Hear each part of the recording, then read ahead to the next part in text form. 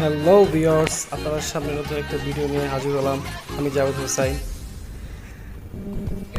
এই ফার্স্ট একটা ব্লগ করতেছি আপনাদের জন্য। আপনারা দেখবেন, এনজয় করবেন, সাপোর্ট করবেন।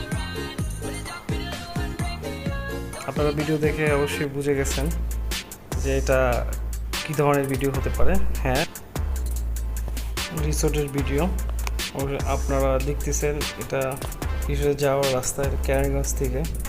খুব সুন্দর একটা রাস্তা। অবশেষে আমরা রিসোর্টে চলে আসছি। এসে কিছুক্ষণ রেস্ট করলাম।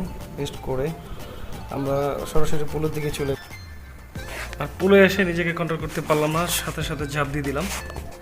ঝাঁপ দিয়ে ডুবন্ত সাঁতার কাটলাম।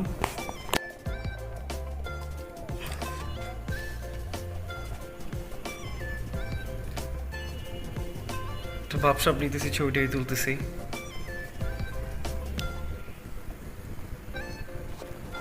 অনেক এনজয় করলাম। মাঝে মাঝে সাঁতার কাটি, মাঝে মাঝে ডুব দিই। খুবই মজার জায়গা ছিল।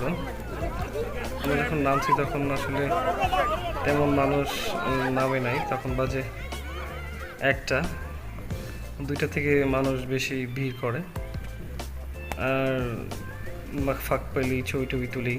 সালমান খানের বাপটাপ নেই, এই যে পুরোই সালমান খান লাগতেছে। যাই হোক, ডাইনিংয়ে তাকাই, প্রচুর ভাব। তো ভাবনিতে যে দেখা গেলো একটু কফি না নিলে হয় না। কফি নিলাম, কফি স্টোর আছে, চাইলে আপনারা কফি খাইতে পারেন। তারপরে কফি খাই আর ডুব দেই। আর ডুবন্ত সাঁতার তো অস্থির ছিল, এটা তো আসলে ভোলার মতো না। অসাধারণ একটা জায়গা। আসলে জায়গার নাম আমি বলি নাই আপনাদেরকে। এটা হচ্ছে কেরানীগঞ্জ আটিবাজার গ্র্যান্ড ভাওয়াল রিসর্ট। তো আমাদের ডুবাডুবি শেষ, টাইমও শেষ। আমাদের 2 ঘন্টার টাইম ছিল। অলরেডি টাইম শেষ, উঠে রেস্ট করে রেস্টুরেন্টে চলে আসলাম। আর খাবারটা সেই ছিল, একটা 790 টাকার প্যাকেট, দুপুরের লাঞ্চ সহ 2 ঘন্টা সুইমিং। এর ফাঁকে শেষ খাবার। দেন পুনরায় আবার রিসোর্টটা একটু ঘুরে বাসার উদ্দেশ্যে রওনা করলাম। আর আমার ফার্স্ট ব্লগ আপনারা সাপোর্ট করবেন, কমেন্ট করবেন, কেমন হয়েছে জানাবেন। ভুল টুল হলে মাফ করে দিবেন। বাই।